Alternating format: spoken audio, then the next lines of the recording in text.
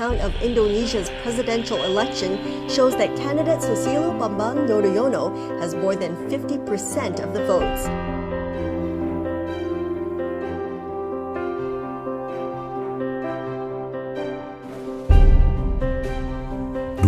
Oktober 2004. Hari ini bagi SBY dan keluarga adalah hari yang sangat istimewa, juga hari yang bersejarah.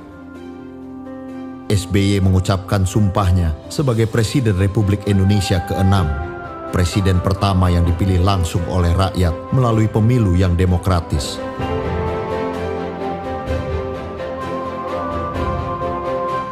Demi Allah, saya bersumpah akan memenuhi kewajiban Presiden Republik Indonesia dengan sebaik-baiknya dan seadil-adilnya, memegang teguh Undang-Undang Dasar dan menjalankan segala undang-undang dan peraturannya dengan seluruh-seluruhnya, serta berbakti kepada nusa dan bangsa. SBY sadar persoalan bangsa segudang, permasalahan dan tantangan amat kompleks. Tak ada resep ajaib, tak ada jalan pintas. Sementara harapan rakyat amat tinggi. Rakyat berharap pemimpin barunya bisa segera mengubah keadaan dan bisa berbuat apa saja seperti Superman. Namun tidak ada kata tidak siap. Tanggung jawab ada di pundak SBY sejak hari itu. Baru setapak SBY selaku presiden melakukan program 100 harinya. Aceh dan Nias diguncang dahsyatnya tsunami.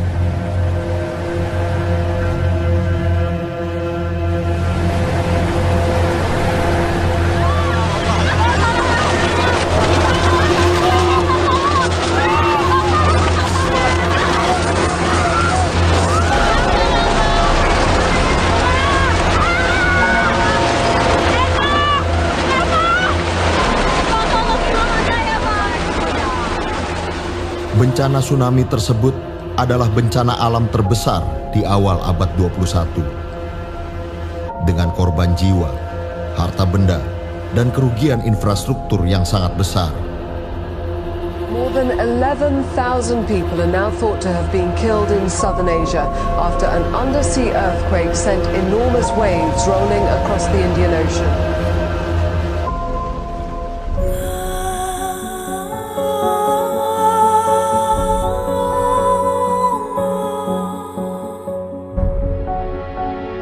Tentu saja ini menjadi ujian pertama bagi SBY, sang presiden baru.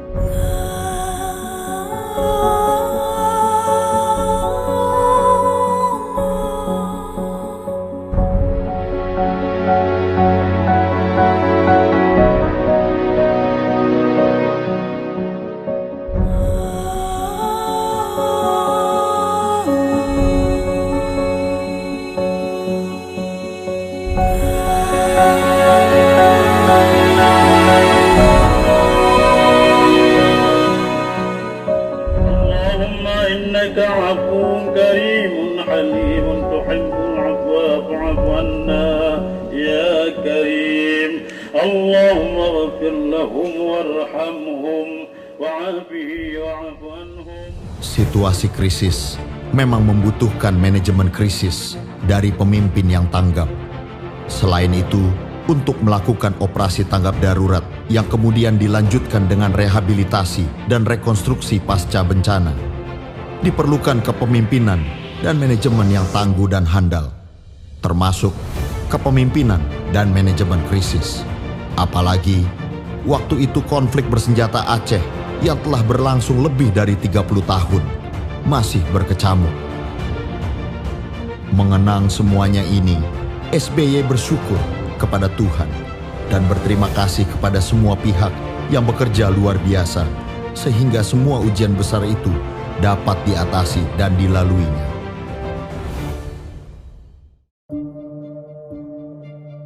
Di awal kepemimpinannya, SBY menghadapi sejumlah pekerjaan rumah, persoalan, dan tantangan yang boleh dikatakan menyandera Indonesia. Apa pekerjaan rumah, persoalan, dan tantangan berat itu?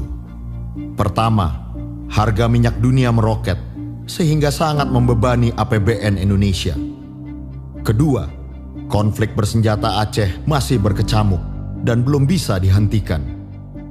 Ketiga, ancaman terorisme masih nyata dan terus membayang-bayangi Indonesia. Keempat, Indonesia masih disandera oleh utang IMF yang membuat pengelolaan ekonomi tidak leluasa serta seakan pula merendahkan harga diri bangsa Indonesia. Kelima, Indonesia masih dikenakan sanksi dan embargo militer dari negara-negara barat. Keenam, Indonesia menghadapi tuntutan pelanggaran HAM berat yang terjadi di Timor Timur. Bagaimanakah cara SBY mengatasinya? Sejarah kemudian mencatat, fiskal, APBN, dan ekonomi Indonesia bisa diselamatkan dari krisis harga minyak dunia dengan cara menaikkan harga BBM sebesar 140%. Hasilnya nyata, ekonomi Indonesia tahun-tahun setelah itu tumbuh dengan baik. Pemerintahan SBY terus bergerak melakukan upaya-upaya perdamaian. Kurang dari 1 tahun, pasangan SBY Yusuf Kala telah memenuhi janji kampanyenya. Konflik bersenjata Aceh telah bisa diselesaikan. That the Indonesian government signed a historic peace deal with leaders of the Free Aceh Movement, or GAM, which ended the conflict in Aceh. Aceh tetap menjadi bagian dari NKRI dan kini menjadi kawasan yang aman dan damai. Ancaman terorisme pada masa kepemimpinan SBY telah dapat dikurangi secara signifikan. Para pentolannya telah berhasil dilumpuhkan. Kita akan lakukan langkah-langkah yang tepat untuk mencegah terjadinya aksi terorisme dan memberantas mereka-mereka yang masih saja ingin melaksanakan aksi-aksi itu. Dalam waktu yang sangat singkat, keseluruhan utang IMF telah dapat dilunasi pada tahun 2006 atau 4 tahun lebih cepat dari jadwal yang ada. Dengan diplomasi yang cerdas dan efektif, di akhir tahun 2005, sanksi dan embargo militer terhadap Indonesia telah dicabut. Sejak itu, Indonesia bebas menggunakan alutsista untuk menjaga keutuhan wilayahnya. Bahkan, pemerintahan SBY dapat melakukan modernisasi dan pembangunan kekuatan militer besar-besaran. Kapabilitas dan kekuatan Polri juga dibangun secara signifikan. Dengan pendekatan yang tepat, baik kepada PBB dan pemerintah Timor Leste, akhirnya gugatan internasional atas dugaan pelanggaran HAM berat di Timor Timur dapat diselesaikan. Kerangka yang dipilih oleh SBY dan pemimpin Timor Leste adalah kebenaran dan persahabatan. Tak perlu Indonesia membuka kembali pengadilan pelanggaran HAM ad hoc dan tak perlu pengadilan internasional turun untuk mengadili putra-putra Indonesia. Tak mudah untuk mengatasi keenam persoalan itu. Belum lagi persoalan-persoalan lain yang harus diselesaikan juga oleh pemerintahan SBY.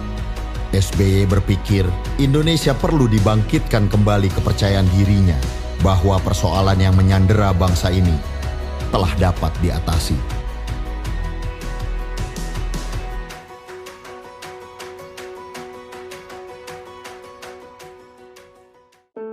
Kendati dengan jujur, SBY mengakui tidak semua sasaran pembangunan ekonomi dapat dicapai. Artinya, ada yang tidak berhasil, tetapi sejarah mencatat berbagai sukses dan prestasi yang diraih oleh pemerintahan yang dipimpinnya.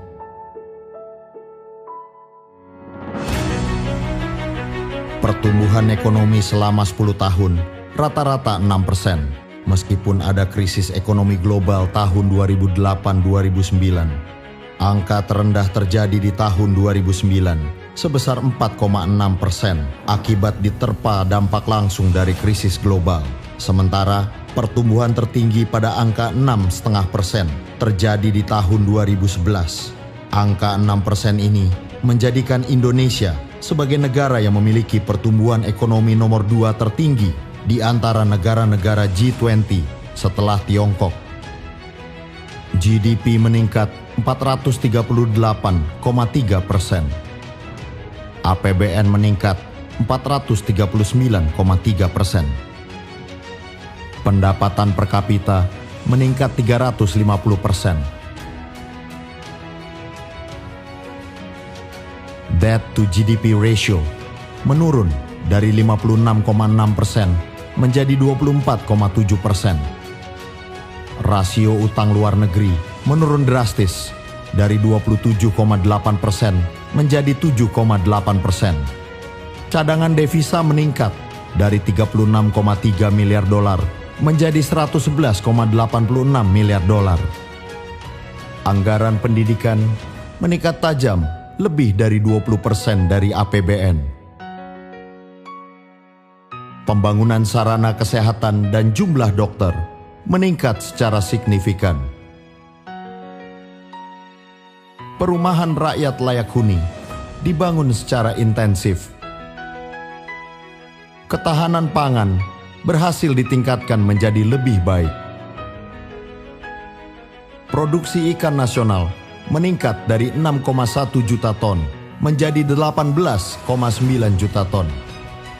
Penghasilan tamtama TNI, Polri, guru dan buruh yang selama ini relatif rendah meningkat dari Rp575.000 menjadi Rp4.380.000.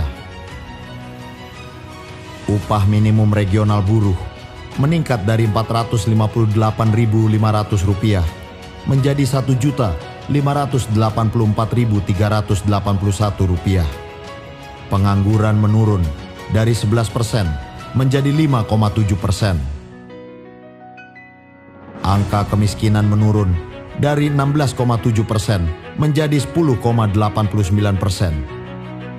Sekali lagi, memang tak semua bisa diwujudkan. Tetap ada kekurangan dan hal-hal yang belum bisa dicapai. Tetapi SBY telah memenuhi janji dan tekadnya.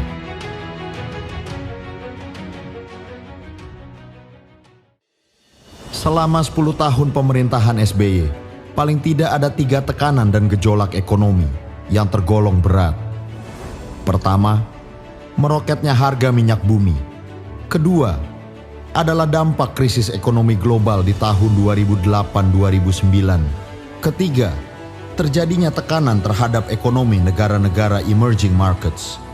Berdasarkan pemahaman atas krisis yang tengah dihadapi di tahun 2008 dan pengalaman Indonesia di tahun 1998, sebelum keadaan menjadi makin berat, pada tanggal 6 Oktober 2008, SBY mengeluarkan direktif presiden yang isinya merupakan arahan dan instruksi kepada jajaran pemerintah, termasuk para menteri, tentang strategi, kebijakan, dan tindakan yang perlu dilakukan untuk menyelamatkan Indonesia dari dampak krisis ekonomi global. Kerja keras Indonesia tidak sia-sia. Indonesia selamat meskipun pertumbuhannya sempat anjlok 1 tahun. Namun, tahun berikutnya bangkit kembali, bahkan dengan angka yang spektakuler. Di antara negara-negara anggota G20, pertumbuhan ekonomi Indonesia berada pada peringkat kedua atau ketiga setelah Tiongkok dan India. Dalam sebuah krisis ekonomi, di samping golongan ekonomi lemah, kaum buruhlah yang kerap menerima dampak buruknya. Sejarah mencatat bahwa Indonesia dinilai oleh banyak kalangan, termasuk ILO atau International Labour Organization, yang menyebut Indonesia sebagai salah satu dari sedikit negara yang mampu menunjukkan ketahanan ekonominya dari segi pertumbuhan dan lapangan kerja. Pada tahun 2011, ILO bersama IILS mengeluarkan laporan yang diberi judul Studies on Growth with Equity, Indonesia Reinforcing Domestic Demand in Times of Crisis. Studi itu mengatakan antara lain, Indonesia patut mendapatkan penghargaan karena berhasil mengatasi krisis, baik secara ekonomi maupun sosial. Terlepas apakah SBY punya sifat sebagai pemimpin yang populis, ia dinilai memiliki empati dan keberpihakan kepada kaum miskin dan kurang mampu. SBY punya falsafah dan prinsip bahwa jika harus ada yang susah, lebih baik pemerintah dan bukannya rakyat. Kalau kantongnya harus kempes, jangan kantong rakyat yang kempes, alias tidak punya apa-apa. Pemikiran SBY seperti inilah yang melahirkan sejumlah kebijakan dan program yang sungguh pro rakyat miskin.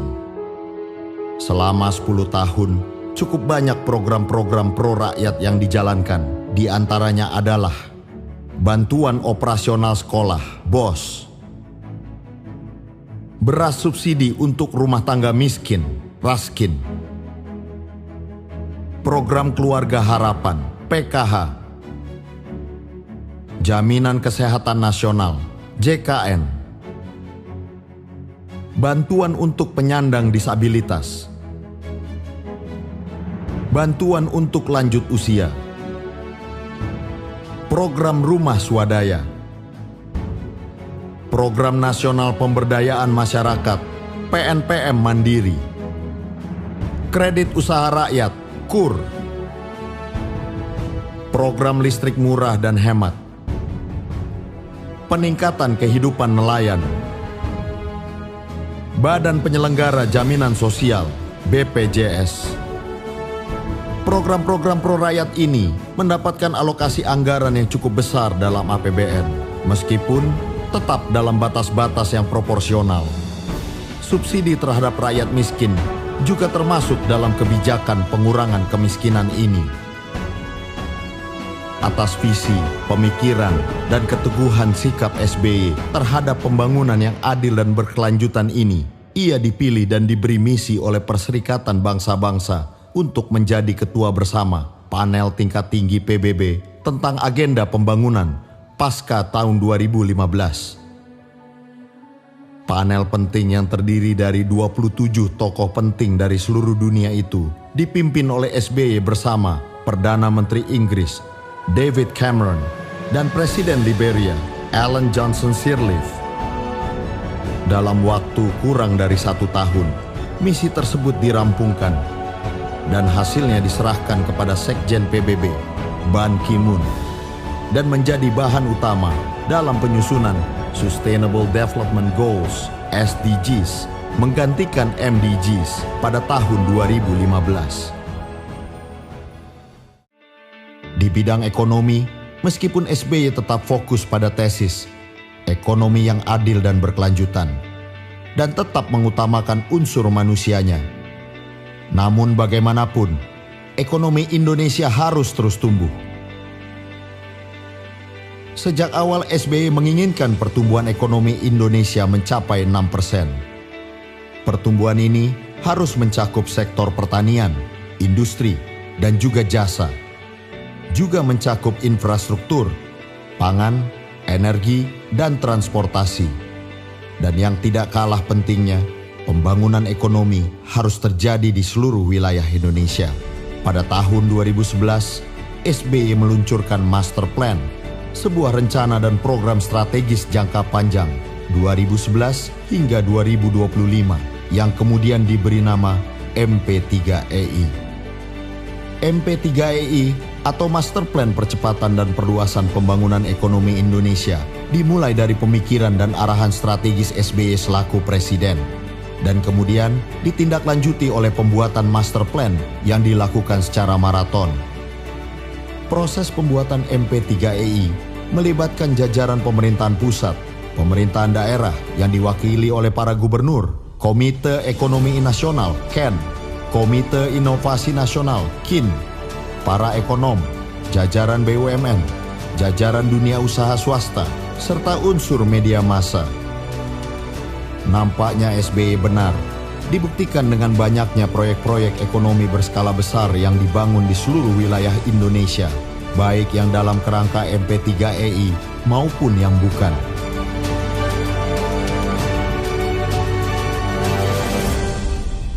Total investasi seluruh infrastruktur MP3EI adalah 4.662,89 triliun rupiah yang dibagi dalam 6 koridor.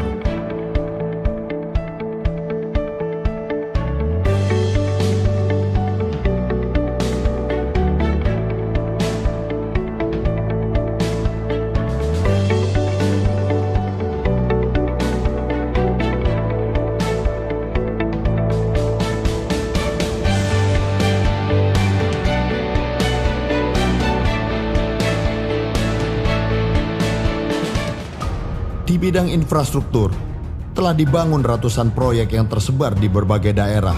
Di antaranya adalah pembangunan Bandara Kuala Namu, Sumatera Utara, dibangun sejak tahun 2007 dan diresmikan pada tahun 2013. Pembangunan MRT North-South di Jakarta dibangun sejak tahun 2013 dan diresmikan pada tahun 2019. Pembangunan Bandara Kertajati Majalengka dibangun sejak tahun 2013 dan diresmikan pada tahun 2018.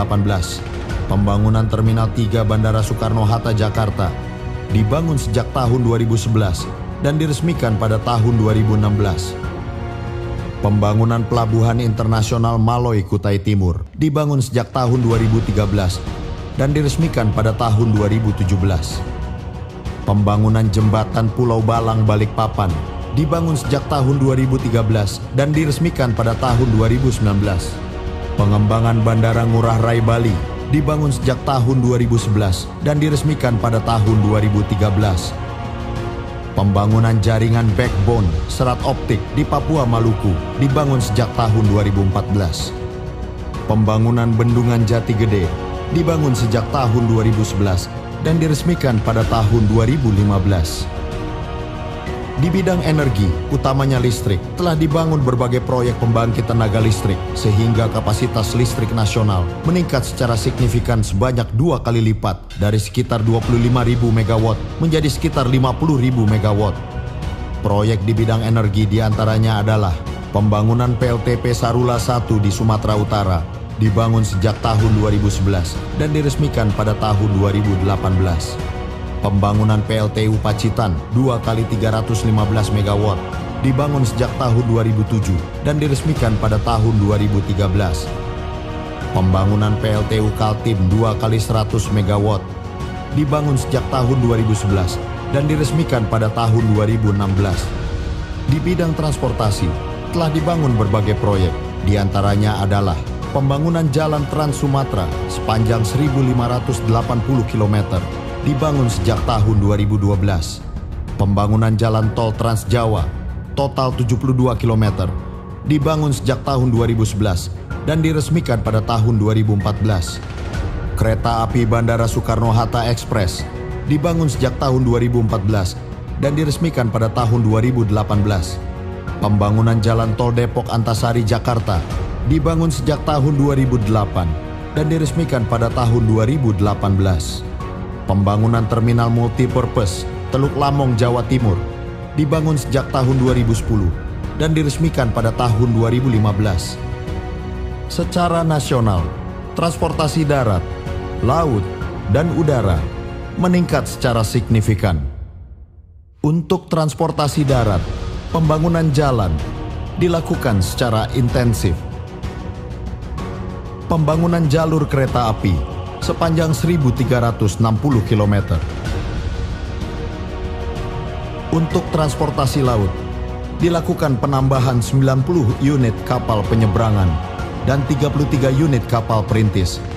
Untuk transportasi udara, dilakukan penambahan pesawat terbang 3 kali lipat. Tentu masih banyak lagi proyek-proyek pembangunan ekonomi yang dibangun di masa pemerintahan SBY, yang semuanya telah menjadi aset dan kekayaan bangsa yang dapat dinikmati oleh generasi bangsa dari masa ke masa.